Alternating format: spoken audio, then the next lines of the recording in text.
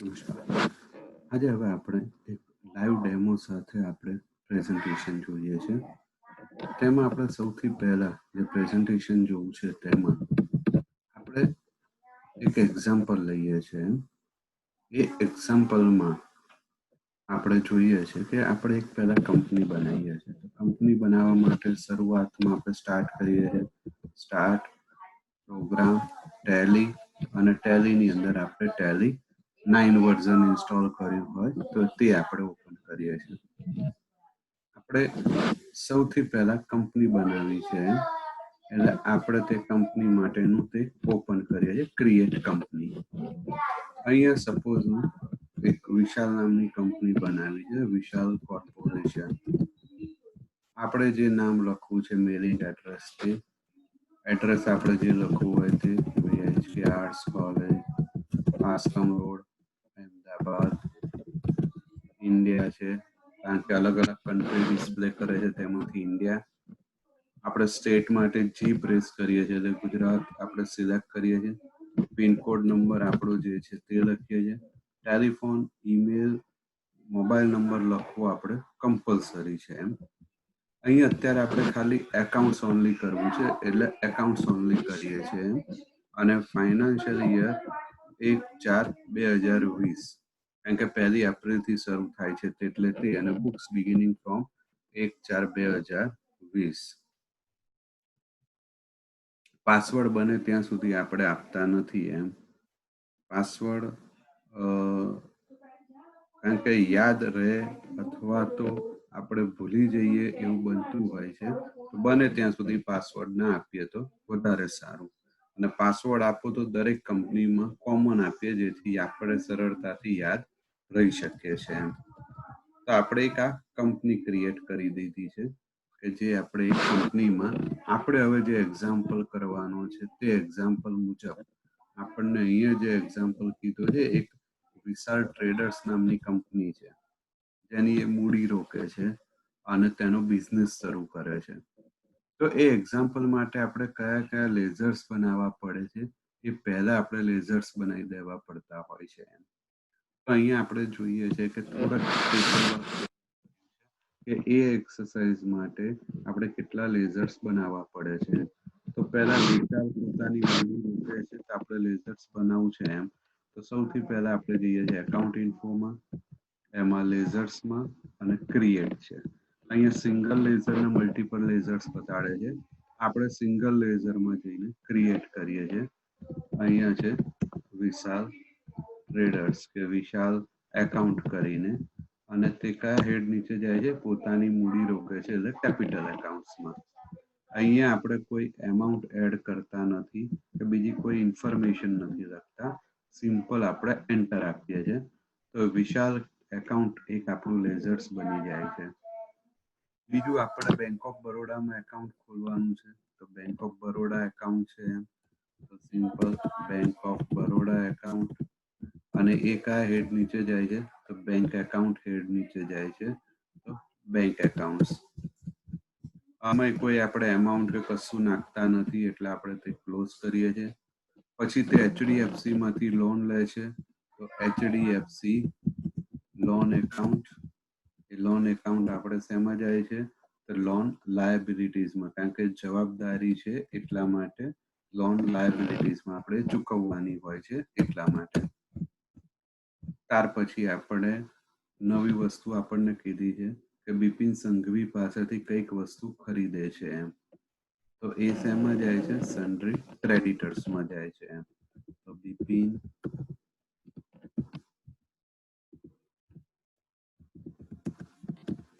Sanghvi account એ શેમાં જાય છે સન્ડ્રી ક્રેડિટર્સમાં જાય છે.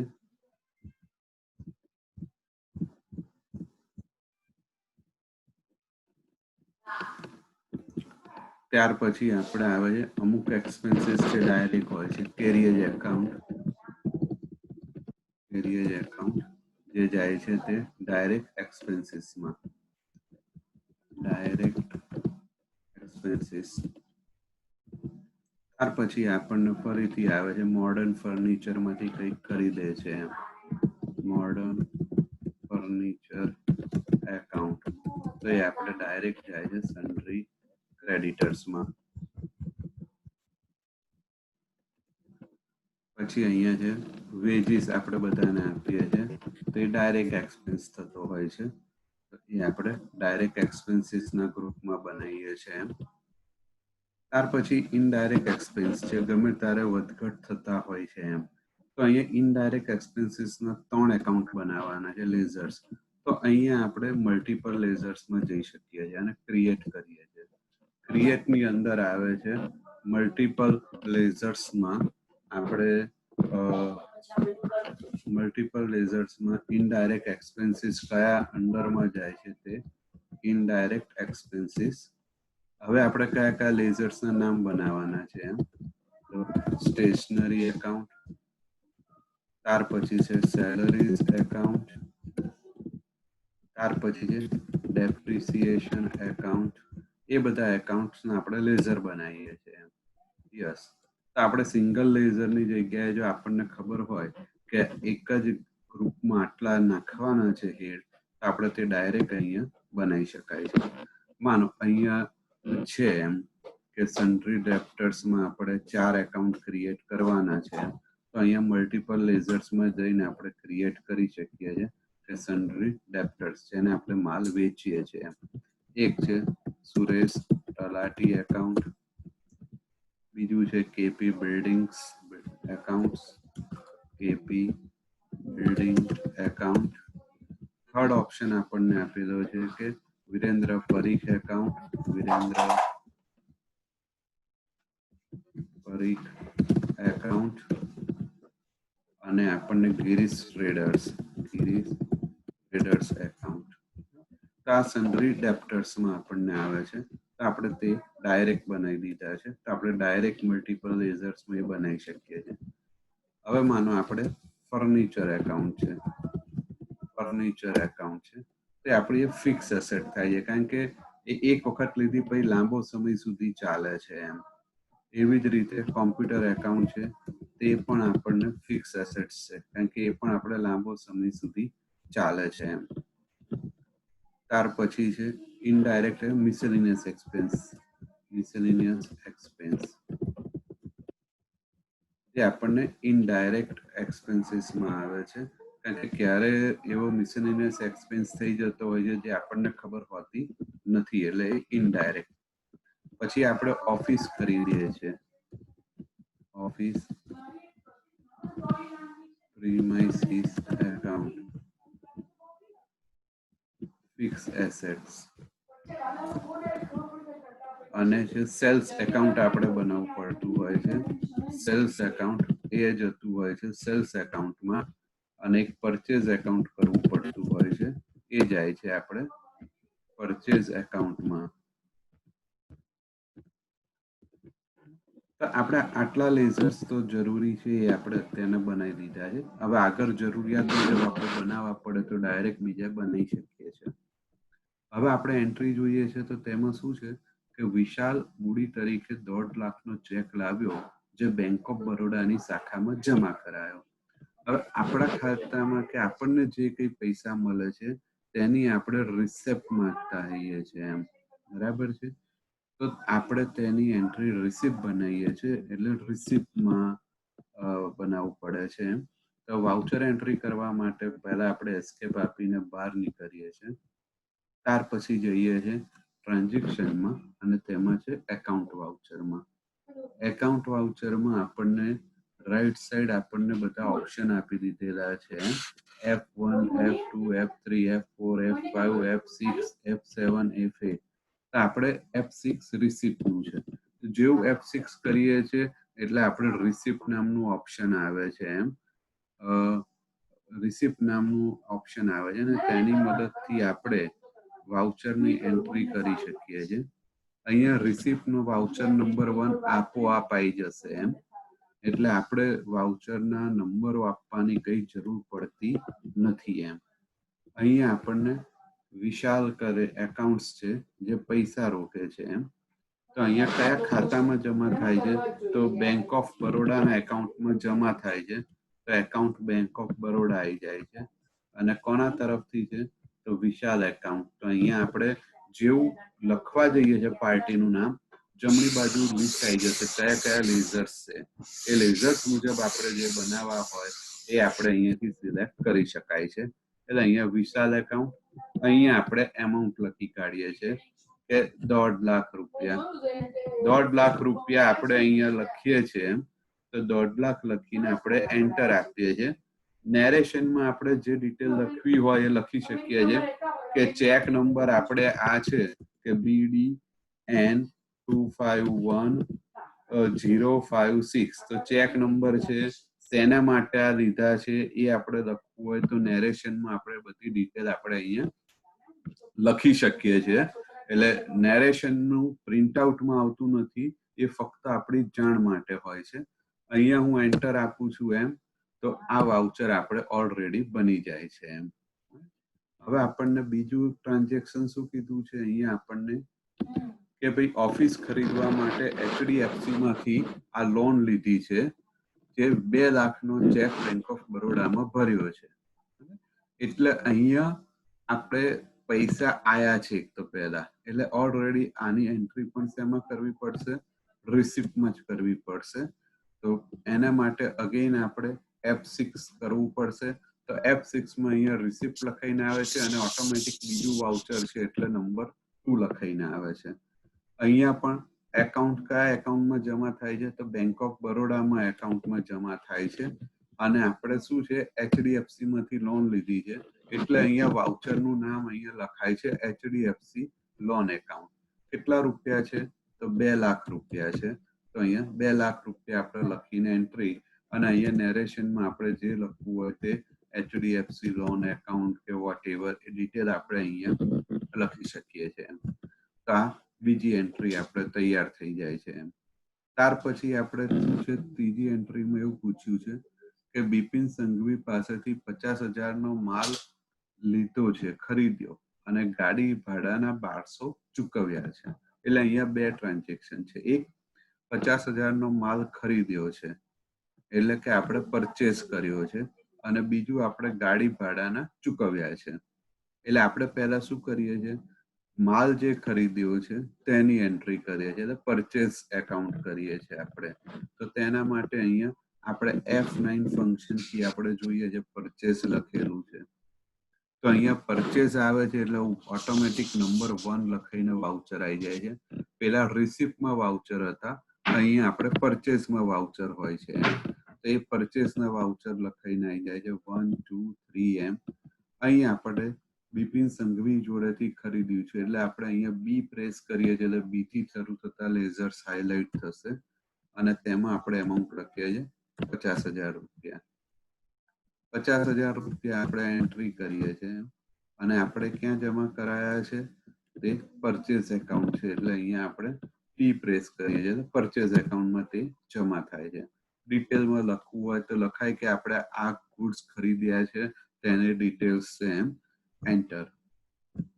તો આ એક એન્ટ્રી થઈ આપણે કે આપણે 50,000 નો માલ ખરીદ્યો છે, પરચેસ કર્યો છે. અને બીજું શું હતું? આપણે તેને 150 રૂપિયા એટલે 1200 રૂપિયા ગાડીને ચૂકવ્યા છે એમ. તો આપણે તેને 1200 રૂપિયાનું પેમેન્ટ કર્યું છે એમ.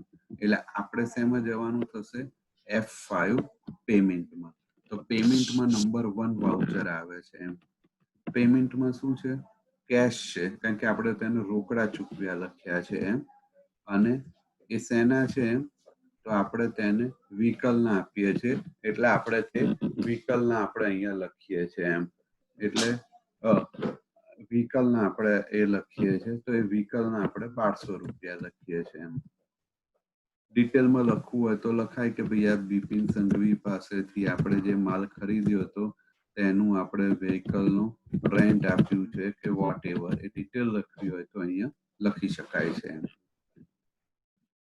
ત્યાર પછીનું શું છે એન્ટ્રી? કે 20,000 નો માલ રોકડેથી ખરીદ્યો છે, જે માટે બેંકમાંથી 20,000 રોકડા ઉપાડ્યા છે. એટલે અહીંયા શું થયું છે કે આપણે 20,000 નો માલ ખરીદવા માટે પહેલા બેંકમાંથી પૈસા ઉપાડ્યા અને પછી 20,000 નો માલ ખરીદ્યો છે. બેંકમાંથી કંઈ પણ રોકડા લઈએ છે કે મૂકીએ છીએ તો કોન્ટ્રા એન્ટ્રી થતી હોય છે, જેને માટે આપણે F4 ફંક્શન કીનો ઉપયોગ થાય છે. F4 ફંક્શન કીનો ઉપયોગ થાય છે જેમાં આપણે કેશ અને આપણે બેંક ઓફ બરોડામાંથી લઈએ છે તે 20,000 રૂપિયા આપણે લઈએ છે અને અહીંયા આપણે ડિટેલ લખવી હોય તો લખાય કે આપણે આ કેશ ટ્રાન્ઝેક્શન કર્યું છે એના માટે આપણે આ કોન્ટ્રા એન્ટ્રી કરી છે. અને બીજું શું છે એમાં કે 20,000 ની આપણે પરચેસ કર્યું છે એટલે પરચેસ માટે પાછું આપણે પૈસા ચૂકવ્યા છે તો તેની F5 માં આપણે એન્ટ્રી કરીએ છીએ. F5 એટલે કે પેમેન્ટ, કારણ કે આપણે 20,000 નો માલ ખરીદીને ચૂકવ્યો છે એટલે તો ઓટોમેટિકલી આપણે અહીંયા કેશમાં હતું અને આપણે પરચેસ છે એટલે આપણે પરચેસ એકાઉન્ટ. કેટલા રૂપિયા હતા? 20,000 રૂપિયા હતા. તો અહીંયા આપણે 20,000 લખીએ છીએ તો આપણે આ વસ્તુનું પેમેન્ટની એન્ટ્રી થાય છે.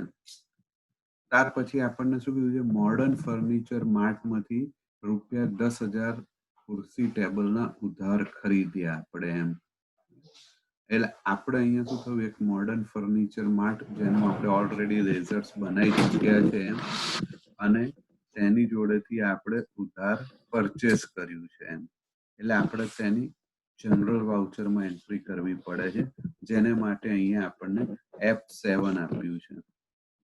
જનરલ વાઉચર એન્ટ્રી ને અહીંયા આપણને લેફ્ટ સાઈડ ડિસ્પ્લે થાય છે. રિસિપ્ટ નંબર ઓટોમેટિક આપણને લખાઈને આવી જતો હોય છે તેમાંથી આપણે પરચેસ કર્યું છે તો મોડર્ન ફર્નિચર માર્ટમાંથી કેટલા રૂપિયાનું છે? તો 10,000 રૂપિયાનું છે અને આપણે તે શું કર્યું છે? ફર્નિચર છે તો શેમાં જાય છે? ફર્નિચર એકાઉન્ટ્સમાં તે જતું હોય છે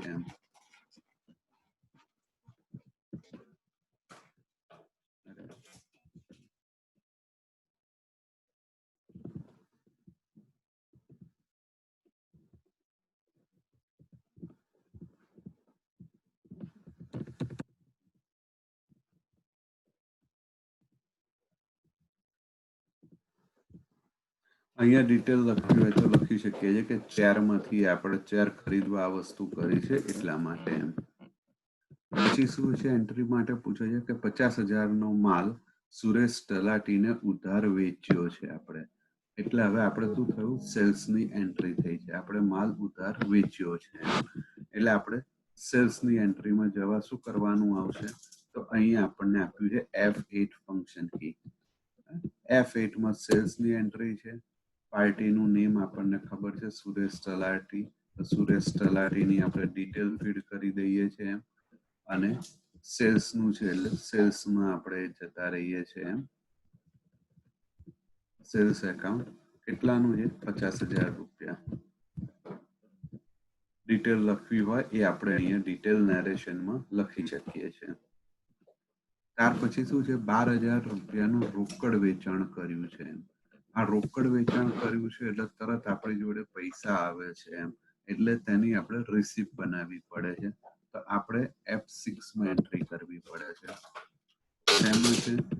તો કેશ અને સેલ્સ એકાઉન્ટ છે તો સેલ્સ એકાઉન્ટ અને આપણે 12,000 રૂપિયાનું રોકડમાં વેચાણ કર્યું છે એટલે 12,000 રૂપિયા. ત્યાર પછી આપણને એન્ટ્રીમાં શું કીધું છે? 25,000 રૂપિયાનું કોમ્પ્યુટર ખરીદ્યું છે અને તેની રકમ આપણે ચેકથી ચૂકવી છે એટલે આપણે આ વસ્તુ ખરીદી છે તેનું પેમેન્ટ કર્યું છે એટલે અહીંયા આપણને પેમેન્ટનું વાઉચર આવે છે અને પેમેન્ટના વાઉચર માટે આપણે સ્ક્રીનમાં જોઈએ છે તો F5 ફંક્શન કીનો ઉપયોગ કરવાનો છે. અત્યાર સુધીમાં આપણે પેમેન્ટની 2 એન્ટ્રી કરી છે. આ ત્રીજી એન્ટ્રી છે તો સ્ક્રીનમાં લેફ્ટ સાઈડ ઉપર નંબર 3 એન્ટ્રી આપણને ડિસ્પ્લે કરે છે અહીંયા આપણે already computer accounts bank of બરોડામાં છે એ અને કોમ્પ્યુટર એકાઉન્ટ છે કોમ્પ્યુટર 25,000 રૂપિયા છે 25,000 ની આપણે એન્ટ્રી કરી દીધી. ત્યાર પછી છે 25,000 રૂપિયાનો માલ ગિરીશ ટ્રેડર્સને ઉધાર વેચ્યો છે એટલે કે આપણે કોઈને માલ વેચાણ કર્યું છે એટલે સેલ્સ કર્યું છે એટલે ફરી F8 માં આપણે જઈએ છીએ. F8 માં આપણે કોણ છે? ગિરીશ ટ્રેડર્સ. ગિરીશ ટ્રેડર્સ ને આપણે માલ વેચ્યો છે એમ, અને સેલ્સ એકાઉન્ટમાં એ માલ જાય છે એમ.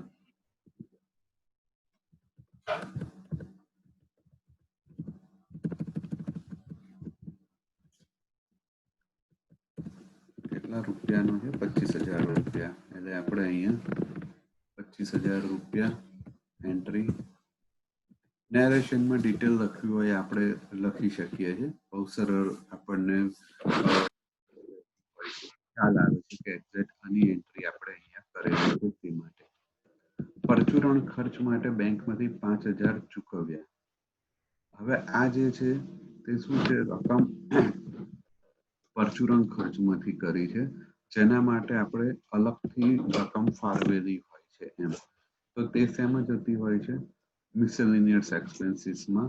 અને બેંક ઓફ બરોડામાંથી પૈસા ઉપાડ્યા છે એટલે તેની એન્ટ્રી આપણે જનરલમાં કરતા આવીએ છીએ. બેંક ઓફ બરોડા,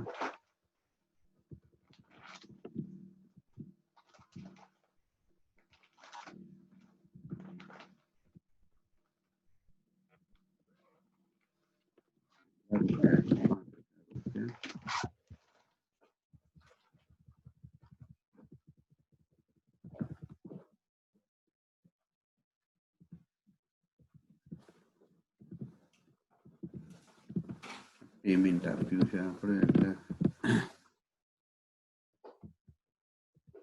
એટલે આની એન્ટ્રી પેમેન્ટમાં કરીએ છીએ આપણે, પૈસા ચૂકવ્યા છે એટલે. ત્યાર પછી છે કેપી બિલ્ડર્સ પાસેથી 2 લાખનું ઓફિસ મકાન ખરીદ્યું, અને તે માટે આપણે તેને 1.5 લાખ રૂપિયાનો ચેક આપ્યો. અહીંયા આપણે જે એન્ટ્રી કરીએ છીએ તે જનરલ વાઉચરમાં કરીએ છીએ, કારણ કે પહેલા વ્યવહારમાં આપણે મકાન ખરીદીએ છીએ અને બીજામાં આપણે તેને ચેક આપીએ છીએ. એટલે આપણે જનરલ વાઉચરમાં એન્ટ્રી કરીએ છીએ, જેમાં આપણે કેપી બિલ્ડર્સ જોડેથી મકાન ખરીદ્યું છે આપણે.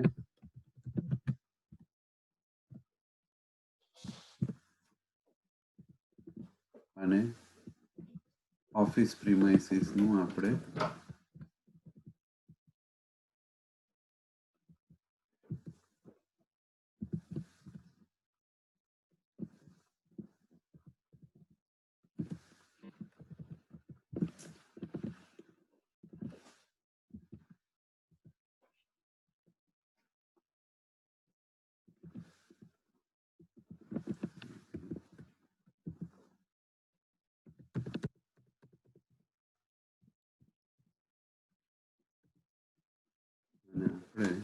ઓફિસ પ્રીમાઇસીસનું હેડ બનાવ્યું છે, તો ઓફિસ પ્રીમાઇસીસ.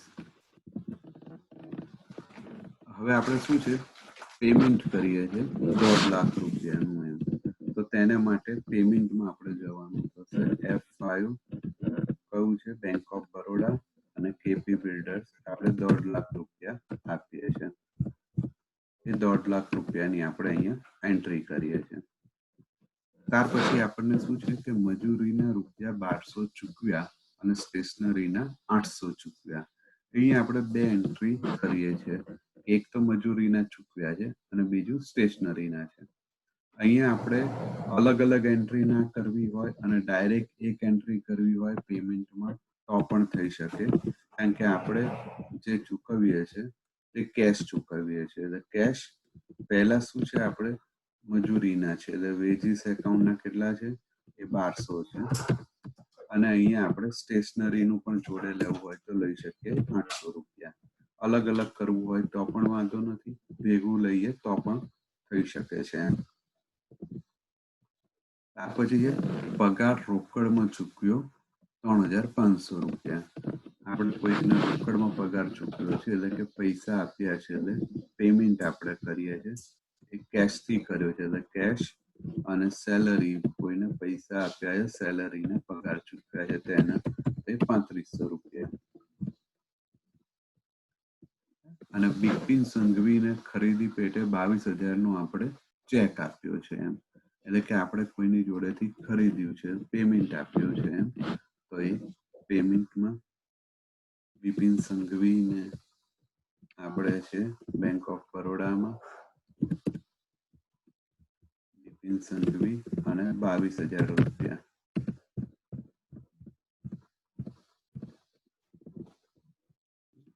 પછી છે સુરેશ તલાટી પાસેથી 30,000 નો ચેક મળ્યો જે બેંકમાં ભર્યો. આપણી જોડે પૈસા આયા છે એટલે ઓલવેઝ F6.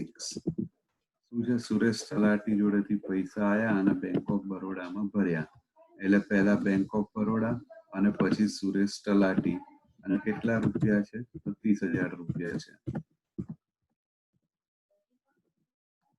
ત્યાર પછી છે 30/4/96 ના રોજ કોમ્પ્યુટર પર માસિક 2.5% લેખે ફર્નિચર તથા 1% લેખે ઘસારો ગણવાનો છે એમ. અહીંયા આપણે ઘસારો એટલે ડેપ્રિસિએશન છે એમ. ડેપ્રિસિએશન એટલે કે જે પણ કઈ વાર્ષિક આપણે પરચેસ કર્યું છે એનો વાર્ષિક ઘસારો થતો હોય છે એમ. એ ઘસારાને અનુરૂપ આપણે તેનું ડેપ્રિસિએશન ગણાતું હોય છે એમ.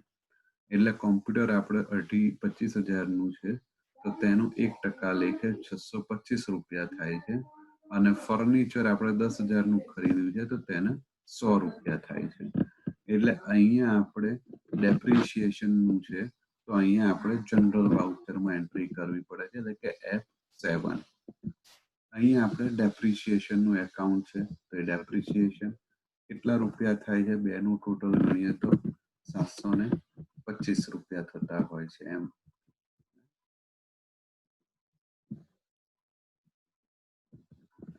F7 ડેપ્રિસિએશન 725 રૂપિયા કયા ખાતામાં જાય છે તો એક તો કોમ્પ્યુટરમાંથી જાય છે 625 રૂપિયા અને બીજા 100 રૂપિયા શેમાંથી જાય છે તો ફર્નિચરના જાય છે. તો એ રીતના આપણે ફર્નિચરના અને કોમ્પ્યુટરના ડેપ્રિસિએશનમાં જતા હોય છે એમ. અહીંયા આપણે આખર સ્ટોકમાં 13,000 રૂપિયા છે તેની આપણે વાઉચરથી એન્ટ્રી થતી નથી. એ સ્ટોક ઇન હેન્ડમાં રાખવામાં આવતો હોય છે ત્યારે થતું હોય છે. હવે આપણે બધા રિપોર્ટ્સ જોવા છે તો એસ્કેપ આપણે આપીને બહાર નીકળીએ છીએ. અહીં આપણે બેલેન્સ શીટ જોવી છે તો અહીંયા હું રિપોર્ટ્સમાં બેલેન્સ શીટ કરું છું તો મને બેલેન્સ શીટ બતાડે છે. ઓલ્ટર F1 કરું છું એટલે એક્સપાન્ડ થશે અને પછી કોલમ્સ થશે. તો અહીંયા જેવી વાઉચર એન્ટ્રી કરીએ છીએ એટલે આપણને બેલેન્સ શીટ એસ્કેપ આપીને બહાર અહીંયા પ્રોફિટ લોસ નો આપણને ફિગરો ડિસ્પ્લે થતી હોય છે.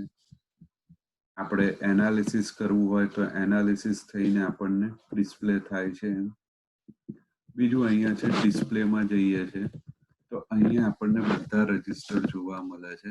એકાઉન્ટ બુક એમાં લેઝર્સ જોવા મળે છે. આપણે જે લેઝર્સ જોવા હોય તે સેલ્સ પરચેઝ રજિસ્ટર આપણને જોવા મળે છે.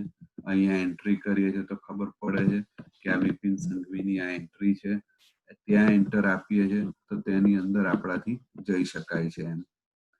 અહીંયા સપોઝ માનો કે આ 50,000 ની જે એન્ટ્રી છે ભૂલથી થઈ છે 25 કરવા છે તો અહીંયા હું 50,000 ની જઈને અહીંયા હું 25,000 સુધારી શકું છું એમ.